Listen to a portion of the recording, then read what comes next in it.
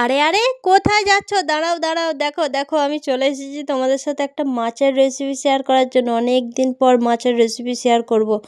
খুব সুন্দর একটা সুস্বাদু একটা মাছের রেসিপি তোমাদের সাথে শেয়ার করব। চলো ভিডিওটা শুরু করা যাক। আসসালামু আলাইকুম বন্ধুরা, তোমরা সবাই কেমন আছো? আশা করি খুবই ভালো আছো। রুই মাছ আর বাটা মাছ, রুই মাছগুলোকে রান্না করব, বাটা মাছগুলোকে রেখে দেবো, ধুয়ে আমি ভেজে রেখে দেবো। আর রুই মাছগুলোকেও ভেজে নেব। রুই মাছের রেসিপি দেখাবো, বাটা মাছগুলো পরে একদিন রেসিপি শেয়ার করব তোমাদের সাথে।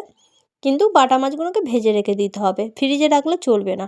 চলো মাছগুলোকে ভালো করে ধুয়ে নিয়ে চলে আসলাম। দেখতেই পাচ্ছ একদম সাদা সাদা করে নিয়েছি, কিন্তু আমার ঘষার জায়গা ছিল না বলে আমি বাটা মাছগুলোকে ঘষতে পারিনি। যাই হোক, আমি যতটা পেরেছি ভালো করে পরিষ্কার করে নিয়েছি। তারপরে হলুদ আর লবণ দিয়ে ভালো করে ঝাঁকানাকা একদম মাখিয়ে নেবো। তারপরেই আর কি তোমাদের সাথে কিছু কথা বলার আছে। চলো কথাটা শুরু করা যাক। দেখো, আমার যেখান থেকে তোমরা ভিডিও দেখছো, যদি তোমরা আমার এই ফেসবুক থেকে ভিডিও দেখো, ফেসবুকের পেজের নাম হচ্ছে তো শম্পা খাতুন। আর তোমরা আমার একটা ইনস্টা আইডি আছে, একটা ইউটিউব আইডি আছে। আমার ইনস্টা আইডির নাম হচ্ছে UR শম্পা01, তোমরা গিয়ে ফলো করে দিয়ে আসো। আর আমার ইউটিউব চ্যানেলের নাম হচ্ছে শম্পা ভিলেজ ফুড, তোমরা গিয়ে সাবস্ক্রাইবার করে দিয়েছো। আর যারা তো ফেসবুক থেকে দেখছো না, যারা ইউটিউব থেকে বা ইনস্টা থেকে দেখছো, তো আমার ফেসবুকের নাম হচ্ছে শম্পা খাতুন, তোমরা গিয়ে ফেসবুক পেজটাকে ফলো করে দিয়েছো। আর হ্যাঁ, আমার একটা আমার যে ইউটিউব চ্যালেঞ্জটা আছে না, ওইটা আমার ফার্স্ট চ্যালেঞ্জ। আমি যখন ভিডিওটা শুরু করি, ফার্স্ট আমি ইউটিউব থেকে শুরু করি।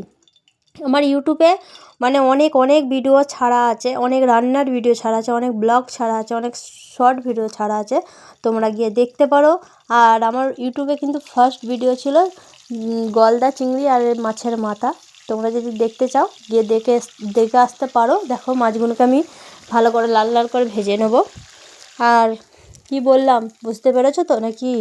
যাও যাও তাড়াতাড়ি গিয়ে আমার সব পেজগুলোকে ফলো করে দিয়েছো, আর ইউটিউব চ্যানেলটাকে গিয়ে সাবস্ক্রাইবার করে দিয়েছো। আর হ্যাঁ, দাঁড়াও দাঁড়াও, কথা এখনও বাকি আছে। তোমরা এদিকে রান্না দেখতে থাকো আর আমার কথাটাও শুনতে থাকো। আমি বিয়েবাড়িতে যেতে চলেছি। অনেক দিন পর বিয়েবাড়ির নেমন্তন্ন পেয়েছি।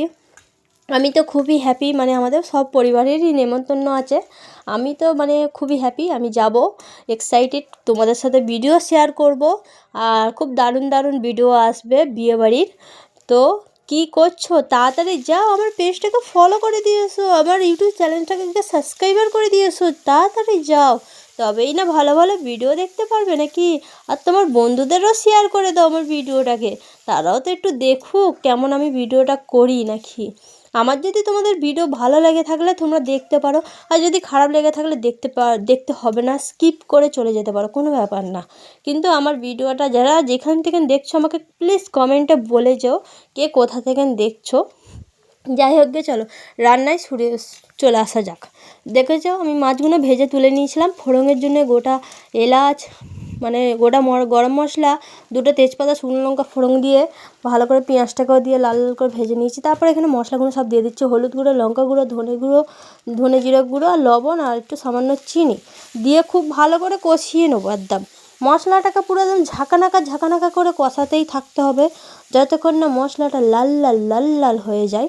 বুঝতেই পারছো, যতক্ষণ না লাল হবে ততক্ষণ অনবরত নাড়তেই থাকবে। দেখো কত সুন্দর মশলাটা আমি কষিয়ে নিয়েছি। যদি মনে হয় যে মশলাটা লেগে যাচ্ছে, একটু পানি দিয়ে কষাতে পারো, কোনো ব্যাপার নয়।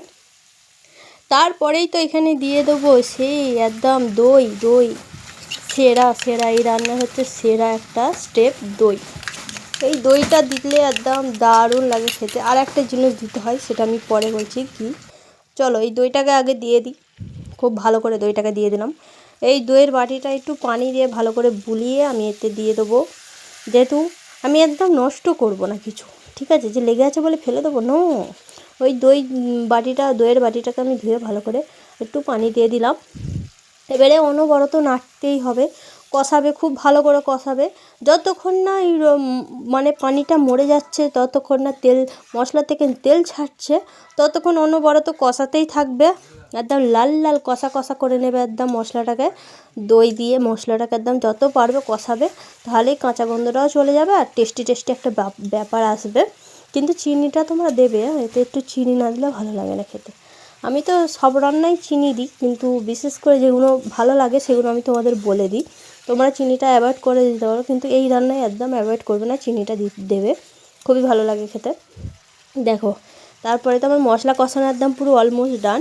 আমি এবারে এতে একটু সামান্য মতন পানি দিয়ে দেবো, যতটা আমার প্রয়োজন মতন মনে হয় যে আমি একটু সুরে রাখতে পারি বা একটু গ্রেভি একটু গাঢ় গাঢ় রাখতে পারো, সেরকমভাবে পানি দিয়ে দেবে। আমি একটু গাঢ় গাঢ়ই রাখবো, বেশি একটা পাতলা করব না, আর এটা ভালো লাগবে না, এটা গ্রেভি থাকলে ভালো লাগবে খেতে।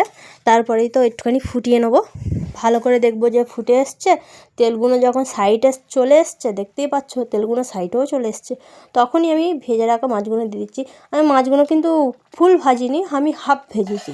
হাফ ভাজলে কী বলো তো, মাছটা খেতে ভালো লাগে। ফুল ভেজে দিলে কেমন শক্ত শক্ত লাগে, আমার ভালো লাগে না। তোমরা যেরকম পারো সেরকম করে খেতে পারো, কোনো ব্যাপার না। আর এখানে আমি একটা জিনিস দিতে ভুলে গিয়েছিলাম, আমার খাবার সময় মনে পড়েছে, সেটা হচ্ছে ঘি। ঠিক আছে, এই রান্নায় কিন্তু একটু ঘি দেয়, আমি দিতাম, মানে আমি যতবার আগে করেছি ততবার দিয়েছি, কিন্তু এই আজকে করেছি না, আমি পুরো ভুলে গিয়েছিলাম, আমার মাথা থেকে পুরো বেরিয়ে গিয়েছিলো। যাই হোক, তারপরে দুটো পাকা লঙ্কা ফাটিয়ে দিয়ে দিয়েছিলাম। দেখো কেমন হয়েছে রান্নাটা। যদি তোমাদের ভালো লেগে থাকলে আমাকে লাইক কমেন্ট শেয়ার সাবস্ক্রাইবার করে দিও, আর সব পেজগুলোকে ফলো করে দিও, ইনস্টা থেকে, ইউটিউব থেকে, তারপরে আমার ফেসবুক পেজ থেকে। সবাইকে জানাই সবাই ভালো থেকো, সুস্থ থেকো, টাটা।